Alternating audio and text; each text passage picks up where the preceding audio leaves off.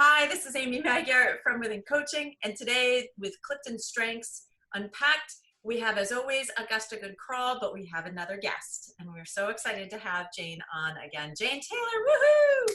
So we'll have a formal introduction in a second, but today, CliftonStrengths, one of the things that we are going to focus on is intellection, and that is often one, Augusta, that I think people get confused with input in learning, and so I think this is going to be really fun to once again just really clarify a little bit of the differences, but then also the similarities as well. And we have Jane Taylor, FromWithin's writer on staff with us, who every day makes me smarter with her intellection. So thank you, Jane, for being here again.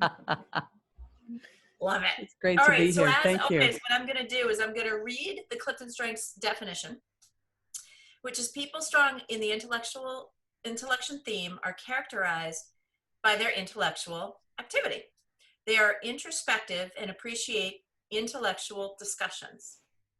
So I was thinking about intellection and how I would sum it up. And the word mental hunger, or the words mental hunger kind of came up for me, meaning there's this just desire to bring in information, and not so much like input to sort of collect it, but it's the enjoyment of the learning. It's the enjoyment of bringing it in. So in many other ways of saying it, I also wrote down that people with intellection are in love with thinking.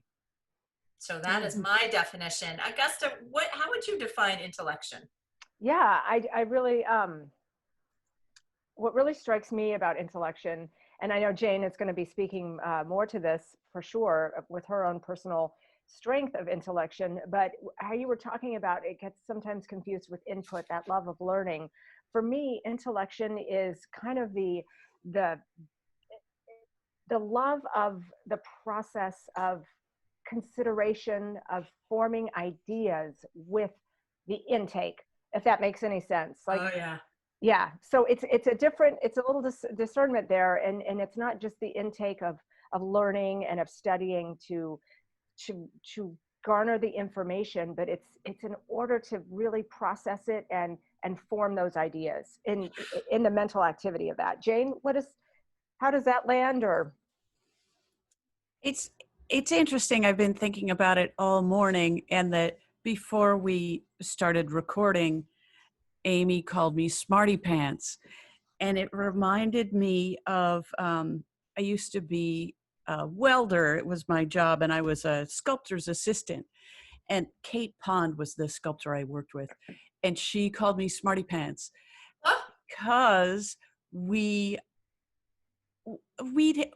have these problems that were physics, physical problems, having to lift a 3-ton sculpture, stuff like that. And I would look at the problem and think about the problem and propose a solution. So it's yeah, I mean, I'm thinking right now, I'm looking out there thinking, oh, I wonder, but and so once again, I just want to say, as we unpack CliftonStrengths with our guests, you often see it happening right in front of you. It's great. Jane, will you do us a favor for folks who maybe haven't seen some of the other recordings? Can you share the other strengths that you have? Because we always like people to know what else that you bring to the table so that they can see. All right, so positivity, connectedness, learner, intellection, and empathy. Love it. Great, Jane. Thank you. It's very important that I have empathy, because otherwise I'd just be a total bitch. Because with one of the sort of bugaboos about intellection is that you think other people already got it too. Yes. It's like, oh, of course, this is obvious. This is the answer. Okay, let's move on. And not other people in the room don't necessarily have the same insight. So empathy helps me out in that department, so I can just, oh, okay, Yeah. I have to understand that this other person has their own processes to go through before they come to their understanding of whatever the problem or situation can be. It's I such a think great example, that right? is. Of how strengths can play with each other and support each other. Yeah, and Mm-hmm. that really speaks, Jane, to that intellection, the strength of that, where it's almost, for me, when I think of it, you have the ability, or somebody that has high intellection has the ability to really hear or see the deeper levels of what's being said. And so when you're navigating, or you're in there because you see that, or you live in that, and somebody might not be able to go to those depths, maybe that's where some of that, well, what do you mean you don't understand or Right. see Yeah. that or think that? Yeah, absolutely. That's just Yeah. one of those powerful positives of intellection, is that natural ability. Mm-hmm. Augusta, you just said a magic word that I want to bring up and for us to kind of kick around a little bit, and it's the word deep or depth. And one of the things in doing my homework that became really clear this time as I was looking at intellection is folks with intellection, more times than not, are not afraid to go really deep Mm-hmm. into something. They don't think it's time wasted. It's what's interesting is I think there's a lot of people that gauge in our Western society that productivity means you're physically doing something. You're moving a widget from here to here. And I think with intellection, so much of productivity for someone with intellection is the thinking process. But Oh, maybe yeah. you and I don't see it because it's here, so we don't see the widgets moving. But sometimes when I'm on calls with Jane and I see her thinking, I literally do see like thoughts and not steam, but I literally just see her brain. Maybe it's your eyes, I don't know, but I can see your processing. It's Yeah. really interesting. It's Well, beautiful. that's that process of consideration and of the idea forming. And Jane, I mean, I'm sure, when I think about, interacting or relating to a teammate or a partner or a child, even of mine that would have high intellection, is that time with that mental activity is so critical for you. And so Mm-hmm. giving somebody the space, like Amy just spoke of, just kind of maybe seeing you think, or knowing that something is happening. How did that show up for you, maybe when you were younger, or Great question. yeah, or in your younger years with jobs, and people were impatient with that, maybe, or didn't sense what that Ah, introspection was. that's interesting. Well, when you said in your younger years, I went all the way back to the very young years. Yeah, And when I Good. absolutely.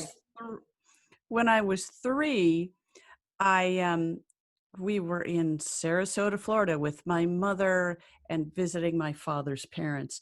And there was a big, like a koi pond with a concrete pond and fish in the pond. And I was so interested in one of the fish that I just went right in. That's So that's how that worked out. But in terms of my career, it well, I place myself in jobs where I have time to think about things and I'm Mm. able to process. For example, right now, one of my favorite gigs is writing resumes for people. And I find that when I dig down and I write a resume and I feel really good about it and I send it to the person and they say, no, this is all wrong. It doesn't happen very often. But if they don't, this paragraph is wrong or this doesn't quite do it, I look at it and I don't think that I've wasted any time. You know what I'm saying? It's like, okay, thinking through this, even going down the wrong path is still productive There it because is. I'm, Yes. things are, oh, okay, how we didn't turn out this way, but it gives me more information about what the truth is about this particular person or their career goals. So, No thought is unused, right? Or no thought is impractical. Hmm. mm-hmm. think she just summed it up perfectly. I think that's it. Yep. It's interesting because with both learner and intellection, you have both, right? So the trifecta would have been input as well, the collection. I'm just going to do a little reading, and I'd love to get for both of you just sort of feedback on what I'm going to read. Learner enjoys the process of learning. These folks enjoy the emotional boost of learning something new. They're people who tend to catch on quickly, and they're people who tend to be on the cutting edge. And then with intellection enjoys thinking deeply about the topics he or she finds most interesting or cares about most deeply.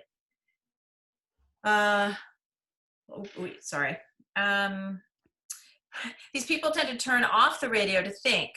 And they often have a place or a time where they do their best thinking. So it's almost like some people with intellection maybe do some form of meditation, but in many ways, it sounds like from this description, Jane, that part of your meditation and probably daily practice is thinking, right? So it's if meditation's about not thinking or trying to, move aside feelings, it's almost like thinking is the opposite, but still can be as fueling because it's about processing and about, like you said, Augusta, consideration.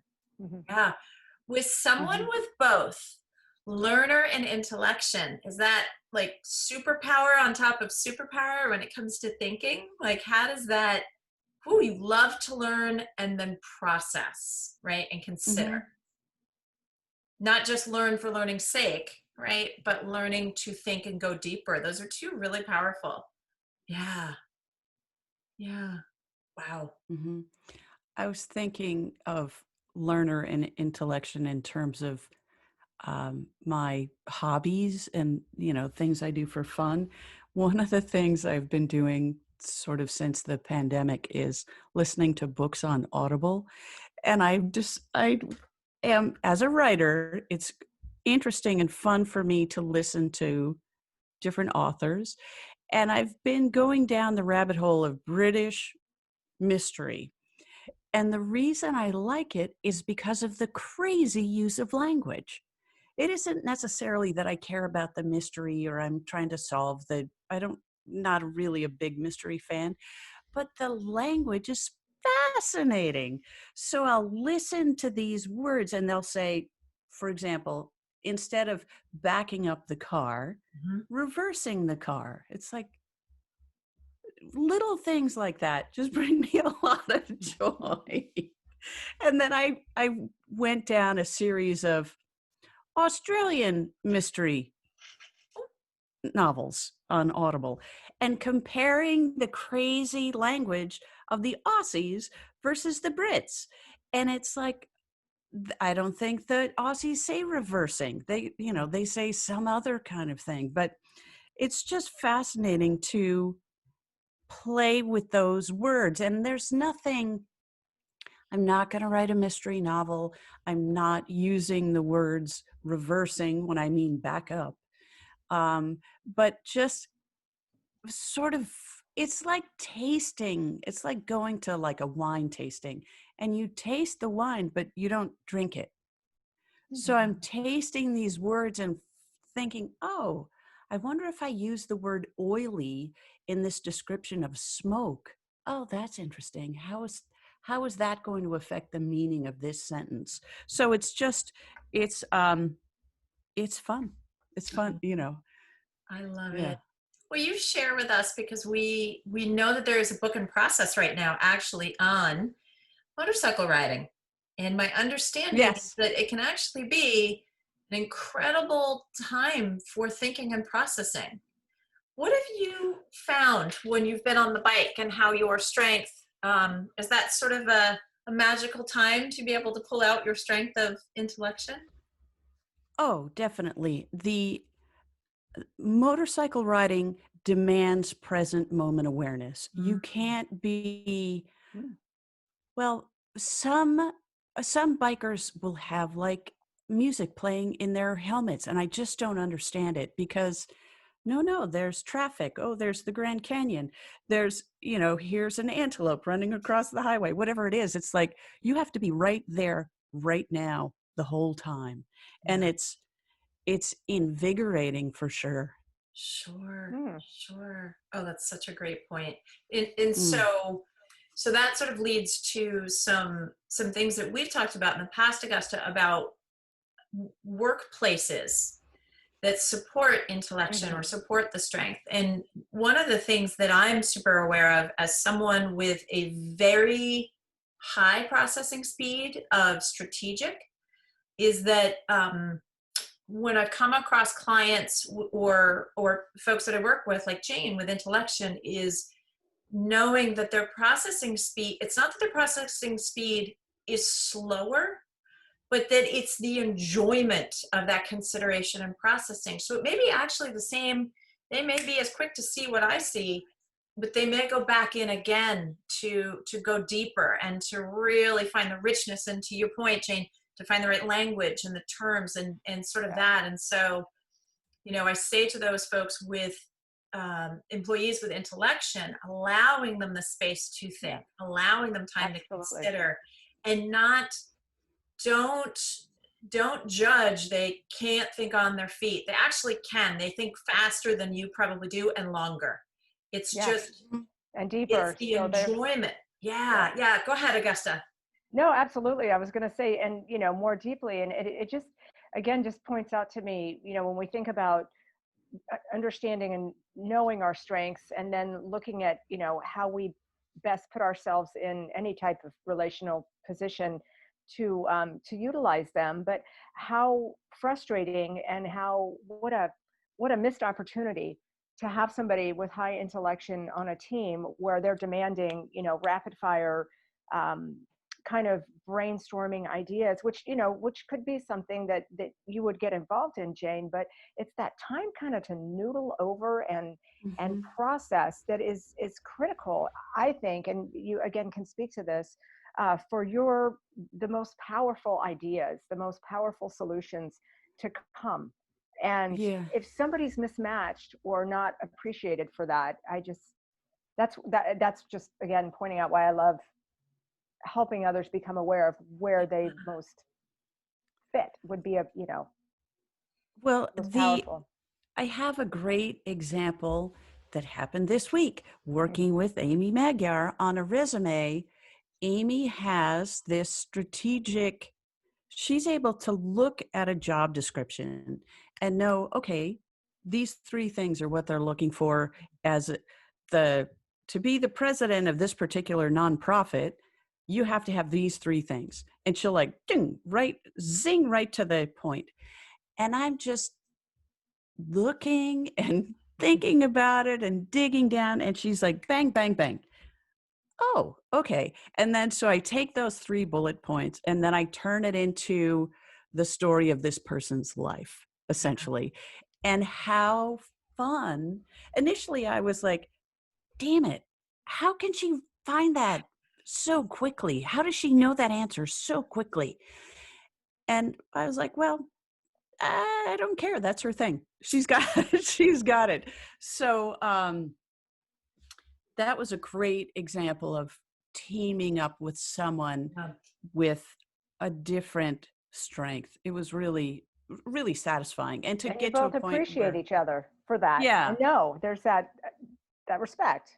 Yeah. I think what was so fun, Jane, was because you allowed me to give you, to help, to support you in doing what I love to do the most, which is throw 52 cards out on a deck, right on the floor, deck of cards, and find the themes. And then I handed you the themes, and Augusta, she wrote this stunning, focused document. And that for her was the fun part. That for me was picking the parts out of that job description that they were really, at the end of the day, if everything else doesn't matter, it was like, this is what they probably just needed those 3 things said, but they, wrote a lot of other fluff around it. So in a sense, it was like almost a relief to be able to give this to Jane and say, I hope this is helpful, because then Jane took it to the whole other level with her Intellection. Yeah. Oh, it was super helpful. And how nice to work in community with someone like that who can look at this document that I wrote and say, what if this is the first paragraph? It's like, wow, yes, hooray. So Well, I will it's say fun. this, Jane, is that your openness to, and maybe it's the learner, right, is not just because sometimes I think when intellection's dialed up really high, the thinking can get very focused, and outside thinking maybe isn't as welcome. And again, this is the sort of the raw nature of this strength. It's not saying that this is what happens for you, Jane, but I've seen it with intellection where people get so focused that they can't pick up to look at some other perspectives. And so with learner, I think that ties in because you are constantly in a growth phase as well, not just a consideration phase, but this growth and learning phase. And so it makes it, it makes it enjoyable because you will come up for air to look around to say, what else am I missing? What else is possible? Yeah. And so that's that, those two kind of playing together for sure. Yeah. Well, I think that teaming up with someone who has different strengths is just another opportunity for me to learn something. There you go. Bam. It's like, okay, that's cool. Yeah. Wow. I didn't see it that way. Yeah. How interesting. I love it. Oh, Yeah. Jane's brain is in full display today. Beautiful. Love it. Now, interesting though, Jane, I do want to say, I think this is going to be interesting for some folks, is that what the work that you're doing now very much is about using the brain, picking language, processing, considering, and creating. But you also, as you said, you were a welder. You were a very gifted artist. And so I'm curious where intellection may have played a part in things like welding or some of the other work that you've done in your life that maybe was a little less what some may think is cerebral work, but yet my gut says there's probably a part of the work that you were doing that very much you needed to think and process. Well, the welding, some of the work I was doing with welding was brazing these dancing rabbi menorahs. Who'd have thunk it?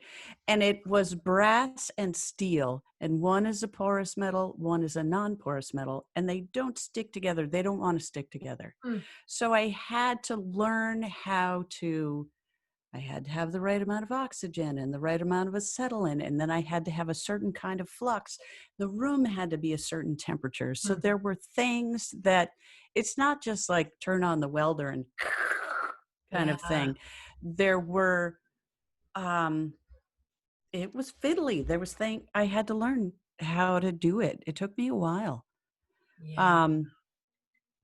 So yeah, there are things to, and the interesting part about it is that I don't think of it as really different from what I'm doing now. I mean, my brain is working. I'm doing things, and whether I'm I don't know, whether I'm learning how to braze brass or if I'm learning how to write resume for a president of a nonprofit organization, is like, no, there's things happening. Oh, good. I get to learn how to do this thing. There it is. So there it is. Mm. Jane, I'm interested in, there's situations where we sort of, say where people can really get fueled or drained by, based on their strength and based on what's happening for them. And I'm wondering if this resonates for you, because with some of the folks that I've worked with that have Intellection as a client, I notice that there tends to sometimes be when a decision has been made for them and there's no explanation given to them, that it's like magically I see this like wall goes up and they just shut down. And so, in working with two that I'm thinking about who came to me specifically, they had Intellection and they were struggling with their boss. And it was because their boss would basically say, do this, and never gave them the chance to not only understand why, but maybe even get them as part of the processing, the thought process, and it was like, they almost rebelled because they were not told why and not given a chance to even think. So the thinking went to, but I want to understand why. And the person's like, what I want you to do is just deliver this. Is that something that you've noticed at all at times when perhaps intellection's been dialed up a little high for you? Or is that just something I noticed with these two? Oh, no, if somebody just wants a deliverable and there's no thought behind it, I'm probably not going to do it. It's like, yeah, goodbye. Oh, my dog is calling me. Gotta go. So that's a great example. If you were a leader, right, and you have someone with intellection on your team, is being aware that, again, giving them something to even if the decision has been made and there's not an extra amount of time to do the processing and consideration, bring them in and help them understand that there was thinking created, right? There was a time of consideration, and even better if you can bring them in, because nobody better to sit and work through something with than someone with intellection. But Absolutely. I think that's something to just really be aware of, is that there can be a wall that goes up when the person is asked to do it. No questions asked. You don't get to, you don't get to think about it. You don't get to do it a different way. Just do it. So that's a job situation. If you have intellection and you're aware that you have intellection, that is perhaps not a job to get into, where it tends to be just do this, right? Just activate.